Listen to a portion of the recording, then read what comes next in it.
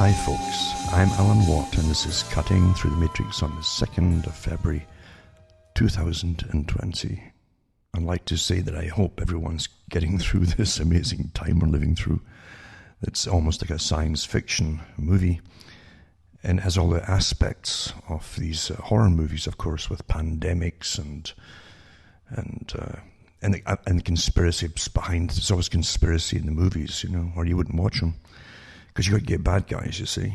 And often the bad guys in the movies have real-life counterparts. Stories generally, in fact, fictional stories to do with terror, that kind of thing.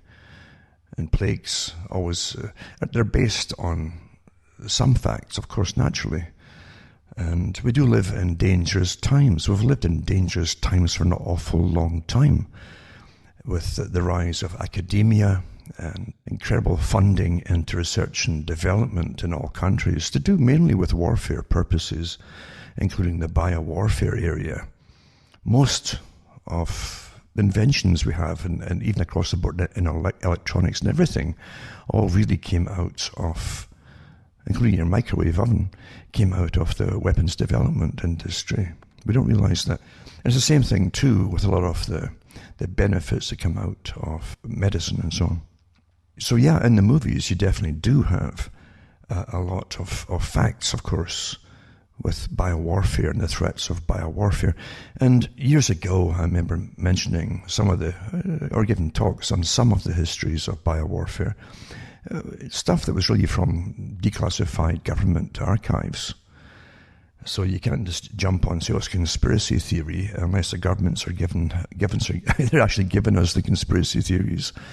But one good book was put out by a journalist in Toronto, who I think he worked with the Toronto Star, I think, at the time. But he put a book out, a good one book out of many books across the world being put out on this very subject.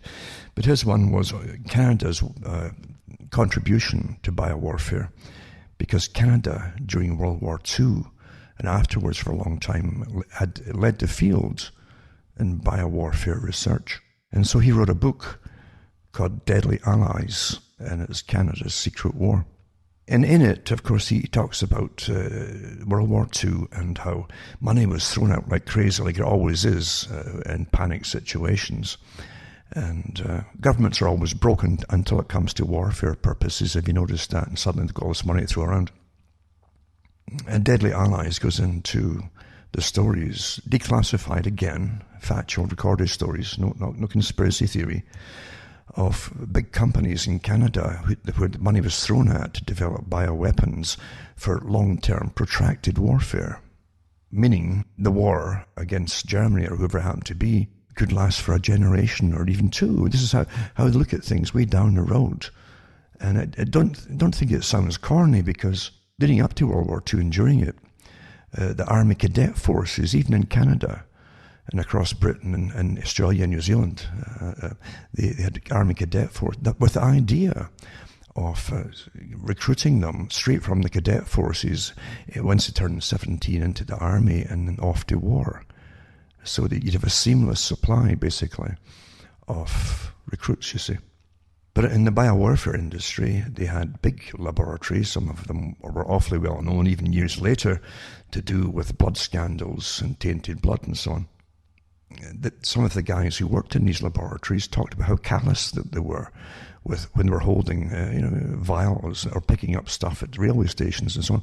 And I know people who did the same in Britain, by the way, not too long ago. They were callous. They would toss these packages up in the air, and there could be enough plague in it to wipe out a good-sized city.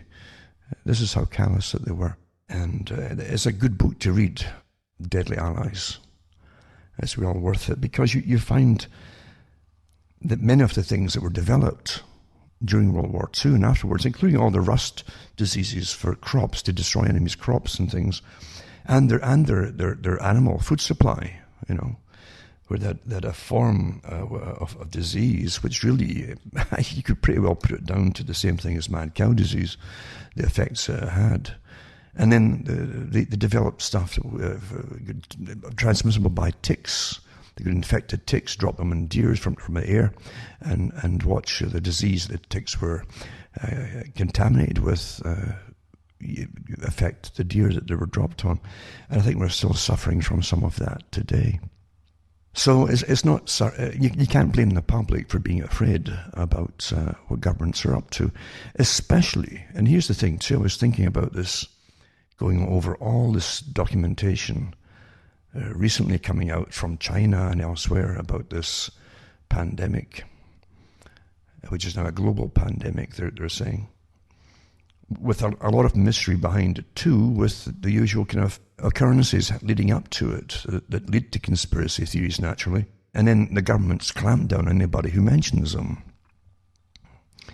Because you see, you don't realize you're now living in a system, it's a technocratic system really, where scientists and those from academia will decide what's right, wrong, and all the peasantry has to be quiet and obey and listen and do what you're told. But this whole idea of public servants is out the window. There's no servants for the public. There's really commissars in this day and age. And they treat you, and like aged school teachers would teach in Britain way back years ago as a little peon, a little nobody coming into the classroom. It's much the same attitude. It's a really an aloof type of real class distinction. See, they're the upper class now. They're the scientific elites, and you're the bottom. You're the nobodies who could never understand anything. You see, so they don't tell you anything. That's it. You wouldn't understand. It's too complex for you to understand. You know. And I'm not really exaggerating that unfortunately is the attitude, but all the different programs to contain the public's chit-chat on social media, and there's big programs out there that have all sprung into action across the board for folk who don't know about it. Massive departments were set up in advance years ago to take care of this kind of thing in any kind of crisis situation, including plague outbreaks and things like that, and how to contain the public and how to ridicule and even censor lots of people too who go off the beaten track, because you're not really allowed to think for yourself here. You know, you're allowed to watch as many terrifying movies as you want, like fictional movies, but don't ever voice an opinion unless you're qualified to do it with a whole string of letters after your name. It's rather repugnant, really. That's not the way to treat the public, and the public, believe it or not, can understand an awful lot more than these characters in the ivory towers would ever believe. And here is something it ties into, because you understand, we really are living in a system of so-called specialists who dictate to us all on different levels, and we're supposed to obey. This is the new system. This really is it, folks.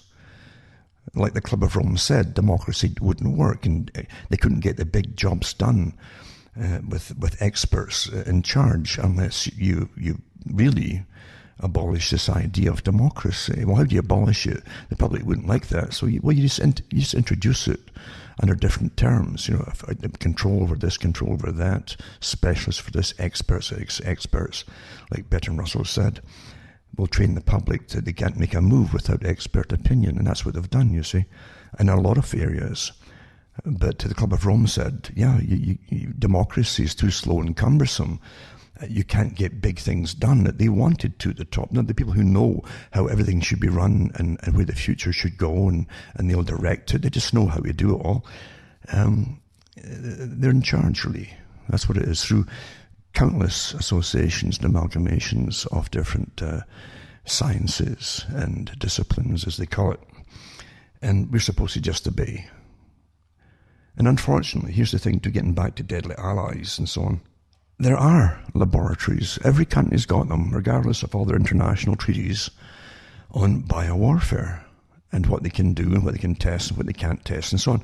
And of course, I've said it years ago, that the big laboratories that deal with even vaccines also deal with creating new types of viruses and bacterium. and rust, as they call it, for crops and all that. They deal with all these things. So really, technically, they're all part of the same system. It depends what it's used for at a particular time, according to the designation or of the title you'd give them. But that's what it's all about, folks. You can't have people being kept in the dark about things which can affect their lives. Of course you can't. And it's wrong for any governments to try and pretend that they've got control over everybody. That's what happened in totalitarian countries before. And if your government squashes information on the public and treats them like real, not just children, but stupid children, then you end up with big problems, because no one's going to be honest even to each other at the top either, by the way. That's what you get in totalitarian systems. And that's what happened when the whole world suffered when the Chernobyl reactors went up. The whole world suffered, still suffering, by the way, because you had a totalitarian system, a chain of command of government employees, all government employees, the state in charge, and no one will think outside the box. You don't complain in totalitarian regimes. You don't become a whistleblower. That's what was found out with the big world investigations into it afterwards. In such regimes, a whistleblower doesn't exist. They're not allowed to exist, because you have to have individuality in a system, in a culture. It must be present to get a whistleblower. In totalitarian regimes, you just don't get them, and they're not tolerated at all. So when things are starting to go wrong, like Chernobyl, anyone who says, well, you've got to do this or do that or whatever, or shut this down. No, the test must go ahead, you see. And that's how it goes. Or you suffer. As it happened, because everything was denied as it was happening, the whole world has suffered. And that's what you get in totalitarian regimes. Now, that's a lesson for the West as well, all of the West. Because if they start treating their people, their public, the same way as a totalitarian regime will treat them, you're going to have trouble, awful trouble. And you create more mistrust than ever before. Now, it's one thing to calm a child that's petrified of getting his jabs from a doctor. You know, that's one thing.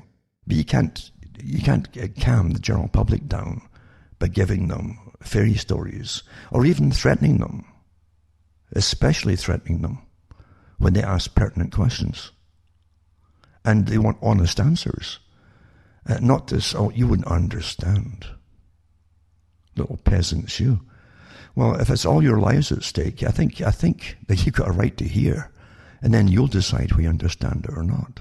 You know? We do live in a world, as I say, where people are terrified of scientists now, with biowarfare, etc. Of course they're terrified. All the reports in the past, all the money that went into digging up corpses in the permafrost in Canada and elsewhere, from the Spanish flu, so they could bring the viruses back into circulation, just in case they ever came. Well, the same one would never come back unless it was introduced again. But people are not as stupid as you think. And punishing folk, the general population, is not a democratic system.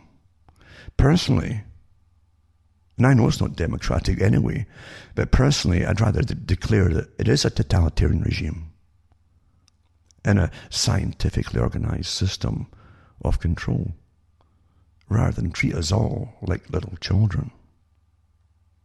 Personally, that's me. And yet, yeah, I agree too, there's a lot of people out there that will make hay, as the sun shines, as they say, when there's terror going on, to sell all kinds of stuff. I understand that too. Because that's also the system in which we live, is this awful system of money. Money can generally buy silence or buy people off, basically. That's part of the problem in all of societies across the planet right now. It's corrupt. The whole system is corrupt. We know it's corrupt. And each time something comes out about the corruption in politics and politicians, and how politicians in a few years, regardless of their salary, can be multimillionaires at times. So something's wrong, isn't it? We're not that stupid either. So who do they really serve? The one who's putting all those millions into their pockets? Or the public? I mean, it's a very corrupt system we're living in today. And this whole idea of a deep state is very evident because democracy is a show for the public, basically, really. And there's definitely a deep state, as they call it, behind it all to make sure it keeps on going regardless of whoever they put into politics as a little front person at the bottom. In other words, no one is really sitting back expecting some character to get into politics that they don't want there at the top.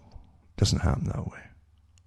I've noticed too over many, many years that the politicians, many of them that come and go, and not too famous, some of them, some well-known, some not, end up in these quiet, very quiet and high-level international jobs with the new technocracy, running big important things across the world, deciding things for us outside of the realm of politics, and that they draft up big agendas on different levels in different areas and have the government rubber stamp them. It's quite interesting to watch it.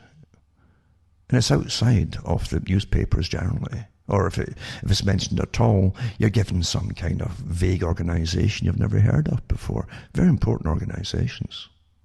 Very important. You find the same people that staff the World Health Organizations at the top. Often they're like CEOs of it, in fact, are far left socialists who don't know anything about medicine at all, in fact. They're just appointed there. All the other ones, underlings, are beneath them. They're attached to it. There's nothing in this world, in our system, that isn't politicized. And when I say politicized, I mean really managed by a deep state. There's nothing.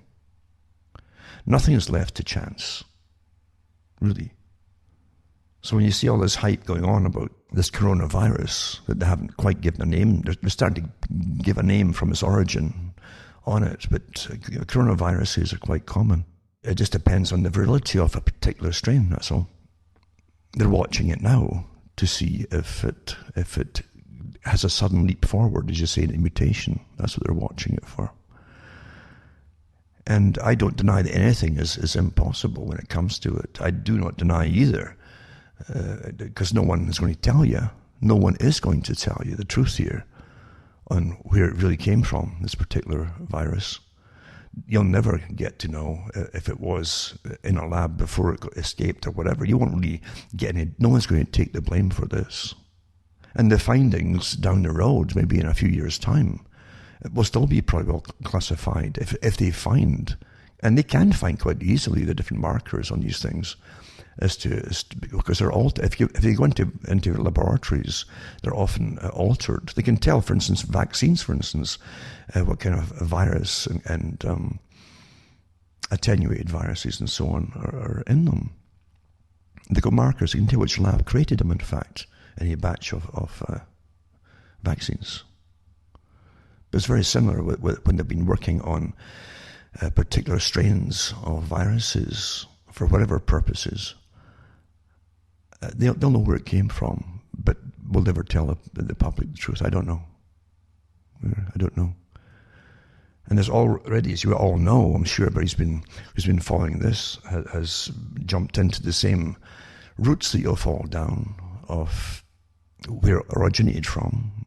We're in a system really akin to, not as bad, I might say right now anyway, to Chernobyl, with the political structure, with the scientists in charge, all working for the same system, all given amazing authority by governments, right down to what they're going to tell the public or not tell the public, and whistleblowers will not be tolerated. Now, silence on things like this, and there's books about this too, by the way, put out again by those who want to stay in control, mentioning the fact that conspiracy always comes because of the necessity of government secrecy. So conspiracy theories abound because of government secrecy. Well, perhaps there shouldn't be so much government secrecy when it affects the people. Governments better start to remember who they're supposedly serving. or come out and tell us quite openly or honestly that they're not serving us at all. They're dominating us. Wouldn't you like clarification and some honesty, eh? Wouldn't you like that? But right now, I've noticed even doing searches for information on what's been happening across the world with this pandemic. It's hard to get good information. A lot of the information is out there is 2 weeks old. You'll see your searches being slowed like crazy because of, again, the emergency organizations that have kicked in to guard the internet. It's interesting to watch it. And at the bottom, you'll see all the different institutions it's running through on the bottom of your search, you know. Yeah, of course you're being watched. Yes, you're being noted. If anyone who's looking into this, they're trying to find out immediately your location, who you are and your location. Of course, they'll try to find out why you're looking at this too.